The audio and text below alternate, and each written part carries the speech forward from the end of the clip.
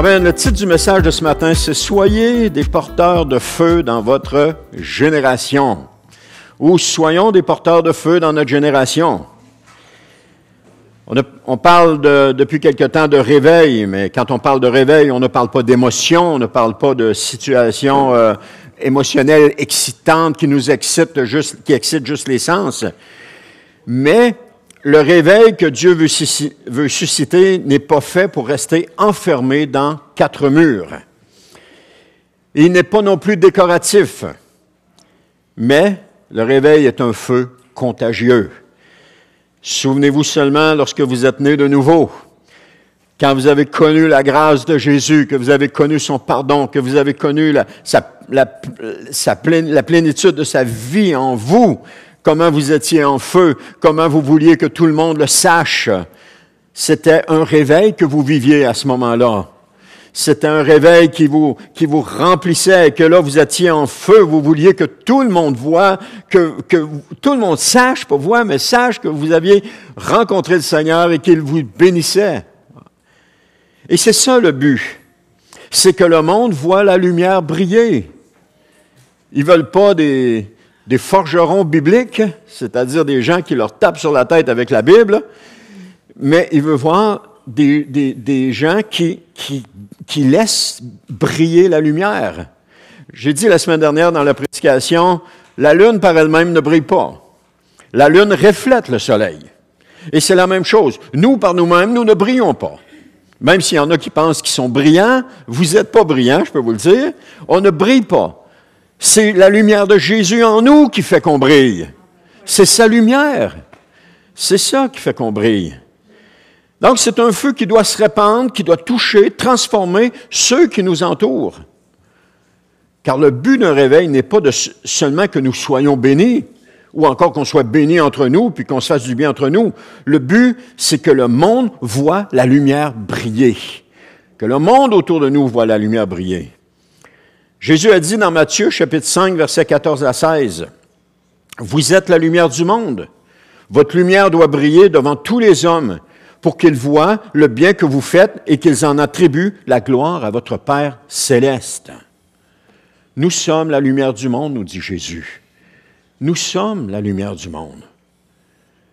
Jésus n'a pas dit que vous serez la lumière. Il a dit, vous êtes la lumière. Donc, nous sommes, en ce moment même, à l'heure où nous nous parlons, nous sommes la lumière du monde. Et nous brillons de la lumière de Jésus. Et si le feu en nous, si le feu brûle en nous, bien, il doit aussi briller autour de nous. Brûler autour de nous. Amen. Ou briller. Alors, si on est rempli du Saint-Esprit, notre entourage devrait en ressentir la chaleur. Et notre comportement aussi devrait être à l'image de notre Sauveur. Car un réveil authentique ne nous garde pas dans une introspection. Il nous pousse vers l'extérieur. Il nous envoie, il nous rend visibles. Il fait de nous des porteurs de feu pour notre génération. Voilà le feu du réveil dans lequel le Seigneur veut que nous soyons. Le premier point, c'est le feu de Dieu ne peut pas être caché. Un feu par nature, attire l'attention. Il y a eu des feux de forêt dans l'Ouest canadien, dans le nord de l'Ouest canadien, et ça a attiré l'attention. Ça a attiré l'attention des médias qui ont pris des images et qui ont transmis ça à toute la terre. Regardez, ça brûle, il y a le feu là-bas. L'autre fois, je me dirigeais chez moi, puis tout d'un coup, j'ai vu une colonne de fumée. Ça a attiré l'attention, parce qu'on voit la colonne de fumée, c'est parce qu'il y avait le feu. Et là, j'ai dit à mon épouse, j'ai dit, oh, mais ça brûle sûrement là-bas. Donc, ça a attiré mon attention. Donc, le feu attire l'attention. Il éclaire, il réchauffe, il se fait remarquer. Lorsque le feu est en nous, les gens le voient. Lorsque le feu est en nous, les gens nous regardent et disent, « T'as quelque chose de différent des autres. Oui, j'ai le feu qui brûle en moi. » Et si le feu de Dieu brûle en nous, alors ce feu deviendra visible. Visible comment? Dans notre manière de parler, dans notre manière de servir, dans notre manière d'aimer, dans notre manière de se comporter. Le feu qui brille en nous se voit de cette façon-là. C'est Jérémie chapitre 20, verset 9 qui disait, « Et lorsque je me dis, je veux oublier sa parole et je ne parlerai plus en son nom. Il y a dans mon cœur comme un feu qui m'embrase, enfermé dans mes os, je m'épuise à le contenir et n'y arrive pas. » Jérémie était un prophète qui avait vécu des choses quand même assez difficiles, des choses que chacun de nous ici, on vivra peut-être jamais. Mais il avait vécu des choses difficiles parce qu'il déclarait la vérité de la parole de Dieu. Lorsqu'une personne déclare la vérité de la parole de Dieu, elle peut s'attendre à vivre des représailles. Et il vivait des représailles de son peuple parce que Jérémie déclarait, une chose qu'il déclarait, « Rendez-vous aux Babyloniens si vous voulez avoir la vie sauve, parce que sinon vous allez périr. » Et là, les gens n'aimaient pas ça, ils ne voulaient pas entendre ça. Parce que c'était pas ça qu'ils voulaient. Ils voulaient continuer de gouverner, mais Dieu avait fait en sorte que le roi de Babylone vienne se placer à la porte pour déporter les gens de Jérusalem et de Juda et les amener jusqu'en Babylonie, où ils ont passé plus de 70 ans là-bas. Plusieurs sont partis là, ils ont été amenés là-bas et ils sont morts là-bas. Ils sont jamais revenus en Israël. Juste le prophète Daniel qui est parti. Daniel, Shadrach, Meshach et Abednego qui sont mentionnés dans la parole de Dieu, sont partis, ils étaient jeunes, ils sont partis là-bas et ils sont jamais revenus en terre d'Israël. Ceux qui sont revenus en terre d'Israël sont possiblement des gens qui sont nés là-bas. On pense à Néhémie, qui possiblement, mais très certainement, est né là-bas. Mais Néhémie avait un cœur pour son peuple, avait un cœur pour la ville de Jérusalem. Il pleurait pour la ville de Jérusalem. Il voulait voir Jérusalem reconstruit. Le prêtre Esdras est certainement né là-bas, ou en tout cas emmené là-bas de très, très jeune. Peut-être que Néhémie est amené là-bas très, très jeune aussi, peut-être bébé. Mais finalement, ils sont revenus, ils ont reconstruit le pays, ils se sont rétablis dans le pays. Et là, Jérémie, on parlait de Jérémie, j'ai débordé un petit peu, on parlait de Jérémie, il dit, avec tout ce qu'il vivait, il dit, je veux oublier sa parole, puis je parlerai plus en son nom parce que ça me fait trop mal. Mais il dit, si j'essaye de contenir ça, je suis pas capable de le contenir, il faut que je parle, il faut que je dise les choses qu'il me dit de dire, il faut que je raconte ce qu'il me dit de raconter. Et Jérémie avait ce ministère-là.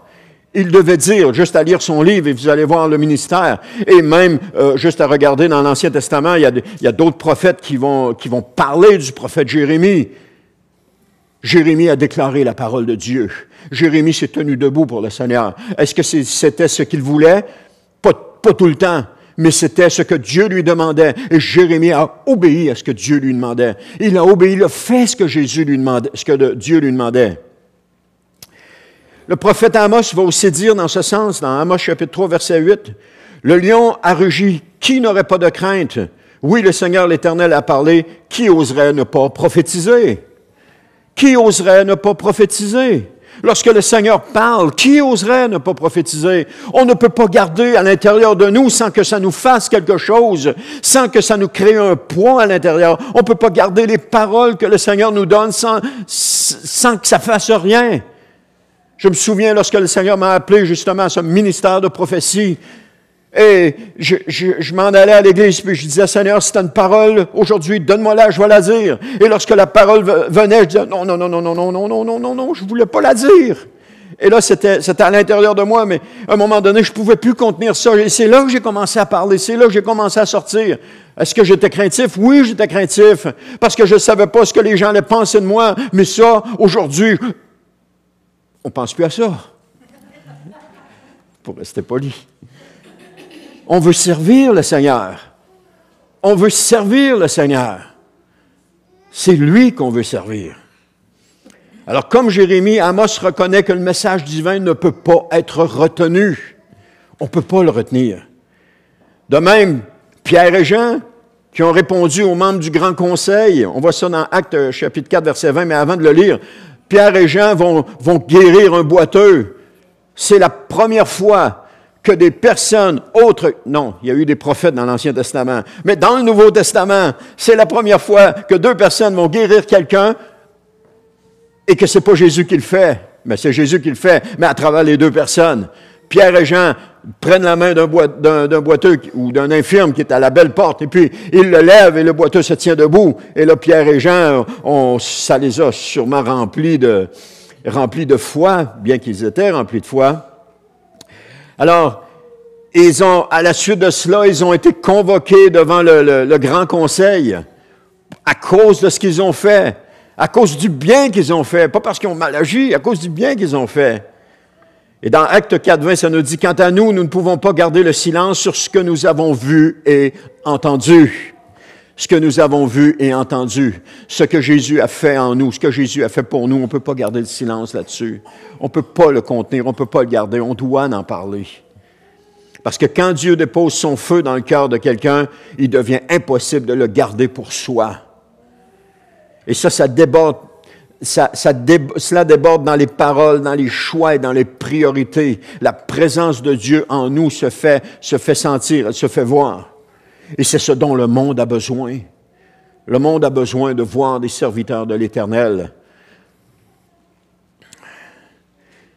Il veut pas voir il veut pas entendre des discours religieux, mais des hommes et des femmes dont la vie témoigne de la présence de Dieu dans leur vie. Parce que quand on a la présence de Dieu dans notre vie, notre façon de penser est différente. Elle est différente de la leur. Parce que le réveil devient alors un témoignage vivant de la personne de Jésus en nous. Et il devient une lumière dans les ténèbres, une lumière qui brille dans les ténèbres. Le deuxième point, Dieu cherche des porteurs de feu, pas des spectateurs.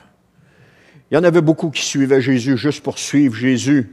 Mais lorsque Jésus a commencé à déclarer des paroles qui étaient un peu plus difficiles, comme par exemple, celui qui mange ma chair, celui qui boit mon sang, il y en a qui ont dit, non, moi, je ne suis plus capable d'en entendre, mais ils sont partis.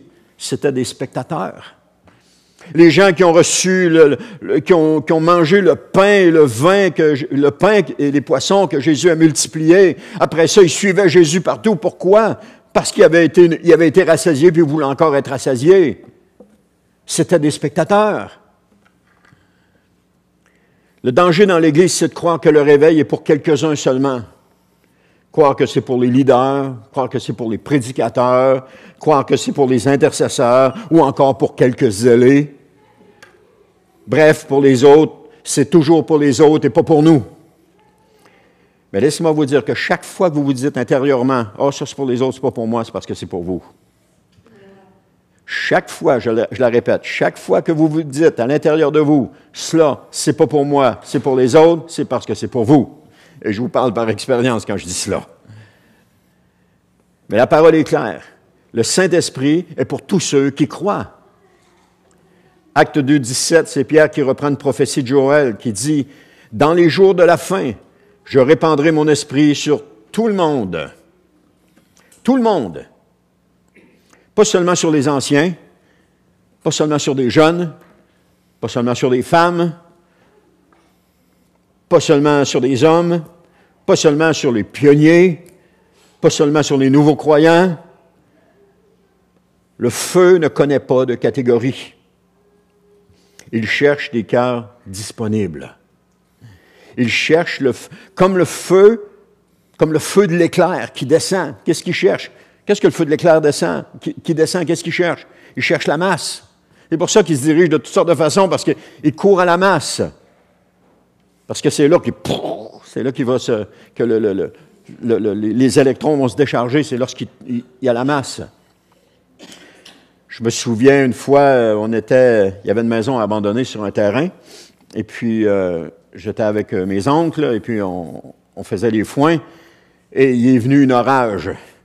Et là, on a arrêté le tracteur, de là, on a débarqué, puis on est tout de suite rentré à l'intérieur de la maison, puis là, il y a un orage électrique qui a passé. Et quand on est dans la maison, c'est une maison abandonnée, il n'y avait plus de fenêtres, plus de portes après ça, c'était là. Et à un moment donné, il y a eu un coup de tonnerre qui a passé, puis on a vu passer l'éclair dans le salon. Ça a passé comme ça. On l'a tout vu, là. Ça a frappé, tu sais, quand ça a fait « poum » en même temps que l'éclair arrive. On l'a tout vu passer. Hey, mère, on était 3. On l'a tout vu, puis on a dit, hey, tabarouette. On a resté surpris. Pourquoi l'éclair est descendu? Mais elle ne nous cherchait pas nous autres. L'éclair cherchait la masse. Si j'avais été dehors avec des souliers à crampons en métal, puis je m'étais tenu avec un morceau de bois dehors, c'est sûr qu'elle m'aurait passé à travers parce que là, elle cherchait pour aller à la masse. Et quand elle a passé, c'est ça qu'elle s'en allait à la masse. Et on a vraiment fait un saut quand on a vu ça. Alors, ce que Dieu veut faire de nous, c'est un messager, un intercesseur, un semeur d'espoir, un témoin fidèle. Le Seigneur nous appelle, frères et sœurs. Il nous appelle. Il est patient. Il est très patient.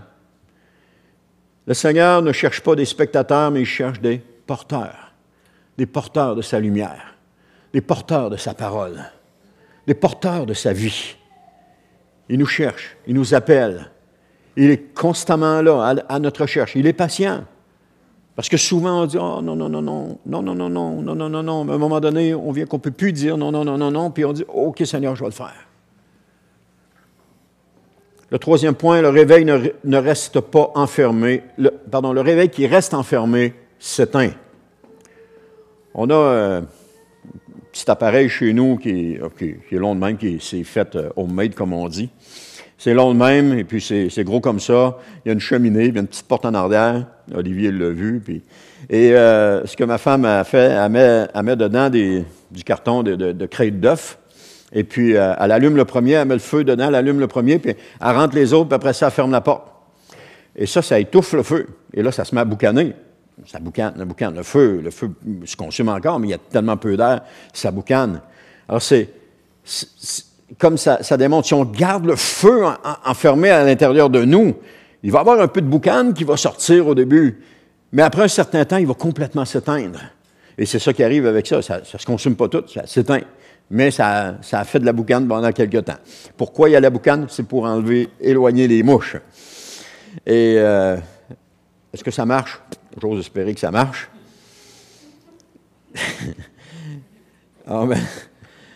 Alors, il y a un danger réel qui est celui de vivre le feu pour soi et de le garder que pour soi. Ne pas le laisser sortir, le laisser se consumer à l'intérieur. C'est ce qu'on appelle un chaud de boucan.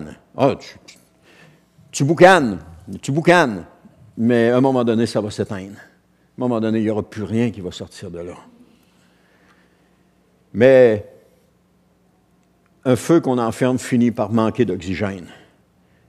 Donc, le réveil qui reste entre les murs finit par s'essouffler. Il finit par s'éteindre. Une église qui vit un réveil à l'intérieur d'elle-même et que ça reste juste à l'intérieur, ça va s'éteindre.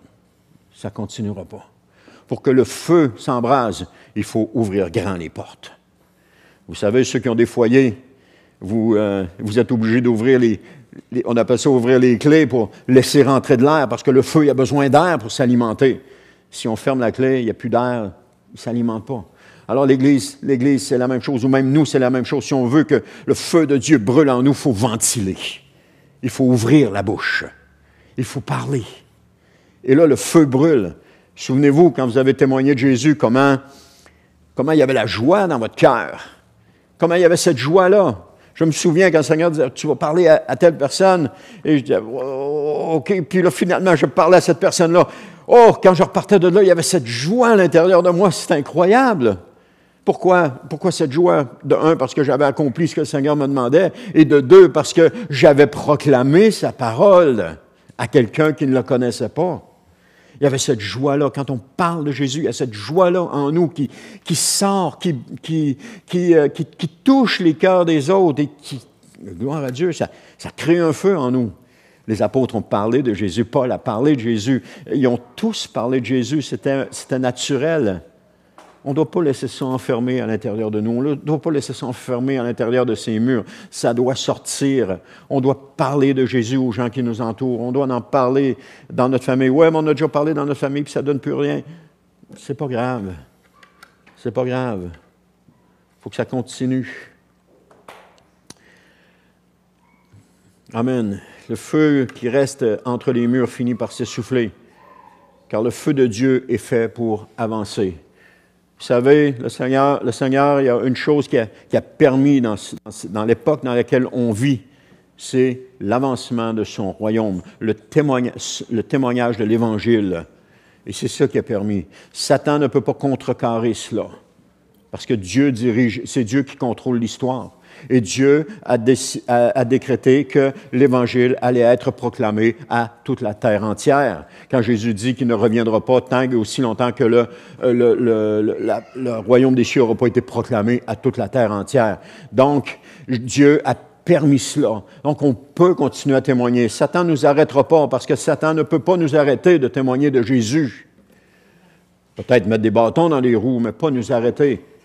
Il y a des livres qu'on lit d'histoire de la Russie communiste ou de la Roumanie communiste et que les chrétiens qui étaient là-bas devaient se cacher pour louer le Seigneur puis étudier la parole. Il y avait une Bible, mais ils devaient la cacher au cas où que quelqu'un entrerait chez eux puis qu'il la verrait, il serait arrêté et mis en prison. Et lorsqu'ils témoignaient, ils prenaient un risque d'être arrêtés et mis en prison, mais ils le faisaient pareil. Et lorsqu'ils étaient arrêtés, parce que souvent ils étaient arrêtés, ils étaient envoyés en prison, ils étaient torturés, et ils trouvaient le moyen de témoigner à leurs tortionnaires. Ils trouvaient le moyen de leur partager la parole de Dieu. Et après avoir été torturés, lorsqu'ils étaient retournés dans leur cachot, ça se lit dans ces livres-là, là, c'est pas des histoires que j'invente. Quand ils retournaient dans leur cachot, ils s'encourageaient les uns les autres parce qu'il y en a qui arrivaient, étaient meurtris et ils étaient découragés. Et là, les autres les encourageaient. Non, faut pas que tu te décourages, fais confiance à Jésus, mets ta foi en Jésus, continue de croire en Jésus. Et là, ils s'encourageaient les uns les autres. Mais quand ils étaient devant le tortionnaire, ils témoignaient de Jésus parce qu'ils savaient qu'ils étaient une lumière et qu'ils brillaient.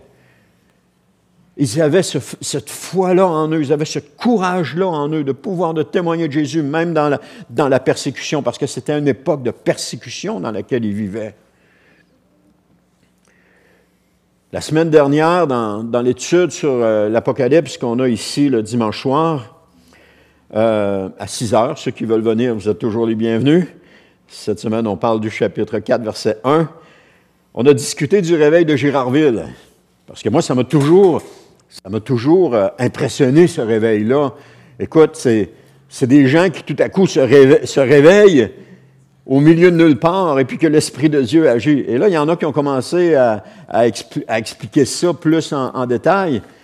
Et je trouvais ça tellement bon parce que c'était une histoire de foi, de courage et de persévérance extraordinaire dans ce village-là. Ça s'est passé au début du siècle dernier, vers 1920 environ, 1930.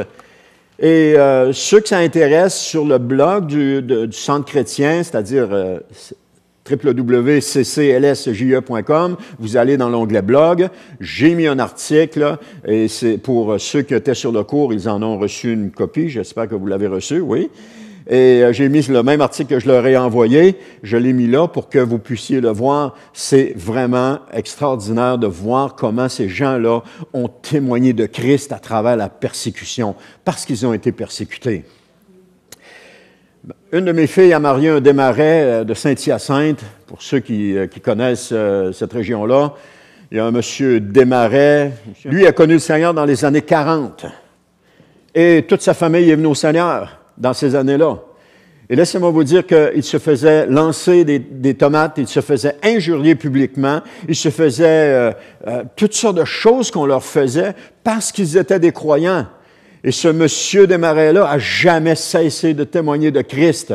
Pris dans ces persécutions-là, il a toujours témoigné de Christ. Et sa femme aussi, Réjeanne, que ça s'appelait, ils ont toujours témoigné de Christ. Ils ont été une lumière dans cette ville de Saint-Hyacinthe. Et aujourd'hui, il y a des églises à Saint-Hyacinthe et ça découle de leur ministère du début de leur ministère dans les années 40. Parce qu'ensuite de ça, il y a des pasteurs qui sont venus là, qui ont établi des églises, mais ça découle du ministère. Dieu touche une personne dans cette ville-là et le réveil se répand. Une personne qui ne peut pas garder ce que Dieu a mis dans son cœur. Et le réveil se répand dans cette ville-là. Et c'est une histoire extraordinaire aussi. Et lorsqu'il y a eu le décès, il est mort à plus de 100 ans, lorsqu'il y a eu son service, un de ses gendres, qui est pasteur aujourd'hui, a dit « J'ai jamais vu cet homme faiblir une seule fois dans sa foi. Il était tout le temps rempli de l'Esprit de Dieu et prêt à témoigner à qui voulait l'entendre. » C'était c'était extraordinaire d'entendre les témoignages par rapport à la vie de cet homme-là, un homme ordinaire, un homme comme vous et moi, ordinaire, qui a témoigné de Jésus et qui a béni, qui a touché. Je regarde ton chandail puis je l'aime. Hein? Ouais. Je l'aime. Ah, ben, je l'aime beaucoup, ton chandail. Ah. Non, c'est ça, il faut le commander, c'est ça. Wow, il est vraiment beau. C'est parce qu'il témoigne de Jésus. Il témoigne de Dieu. Dieu est mon refuge et ma force. Hein? De qui aurais-je à craindre? Il témoigne de Dieu. Il y a ça, écoute, c'est gros de même. Ben, lui, il a le chest large de même, là. Fait que c'est gros comme ça. Si c'était moi, ça serait petit de même, mais lui, c'est gros de même. Ah, gloire à Dieu. Amen. Alors, je parlais du réveil de Gérardville, c'était extraordinaire. Le feu est missionnaire par lui-même. Et c'est ça l'appel de l'Église, d'être des missionnaires. On est appelé à missionner, si on peut le dire de même. Alors, le feu veut atteindre les familles, les collèges, les lieux de travail, les nations. Il veut toucher tout le monde. Marc 16, 15 nous dit « Allez dans le monde entier, proclamez l'Évangile à tous les hommes. » C'est Jésus qui dit ça à ses disciples, allez dans le monde entier. Et aujourd'hui, Jésus, à travers sa parole, dit ça encore à ses disciples aujourd'hui, allez dans le monde entier et proclamez l'Évangile à tous les saints. Et c'est ce que l'Église primitive a fait. Ils n'ont pas gardé la Pentecôte comme un souvenir précieux. Ils en ont fait un point de départ. Et c'est ce que Dieu nous appelle à faire aujourd'hui. Le réveil ne s'arrête pas à notre cœur. Il commence là, mais il doit se répandre. Oui, il s'est déjà répandu dans le passé, mais on peut vivre un second réveil dans notre vie. C'est pas parce que c'est arrivé dans le passé qu'on dit « Ah, ben j'ai déjà vécu ça dans le passé, puis c'est un souvenir. » Non, Seigneur, remplis-moi à nouveau. Seigneur, remplis-moi à nouveau. C'est juste cette prière, juste ce cri de notre cœur qui dit « Seigneur, remplis-moi à nouveau. » Et vous allez voir que le Seigneur va le faire. Vous allez voir, mais restez obéissants. Restez attentifs, restez obéissants. Parce que quand le Seigneur va vous demander quelque chose, remplis-moi à nouveau, mais quand il va vous demander quelque chose, faites-le. Et vous allez voir la gloire de Dieu. Vous allez voir la gloire de Dieu se manifester. De quelle façon, je ne sais pas, mais vous allez voir la gloire de Dieu se manifester. Des fois, on a des attentes. C'est toujours les attentes qu'on a qui nous déçoivent. Mais demandons au Seigneur de nous remplir, mais n'ayons pas d'attente. Et quand il nous demande d'obéir, obéissons, mais n'ayons pas d'attente. Constatons seulement ce que Dieu est en train de faire. Et vous allez avoir le cœur joyeux et non pas la déception, parce que quand nos attentes ne sont pas comblées, il y a la déception. Mais là, on va avoir le cœur joyeux parce qu'on va voir Dieu agir. Il va agir avec un d'une façon, il va agir avec un autre d'une façon, il va agir en nous d'une façon, il va agir. Et parce qu'il agit, ça remplit notre cœur.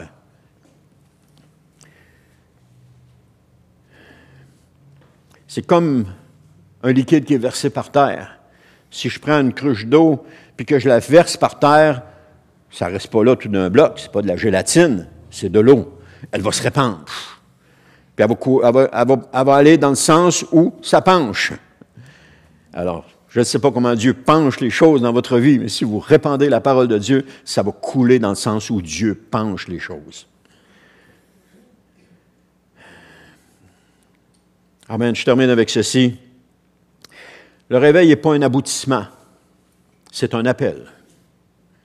Un appel à être des porteurs de feu dans un monde glacé par le doute, le péché et la peur. Frères et sœurs, au Québec, on est une terre de mission. Qu'on le veuille ou non, on est une terre de mission.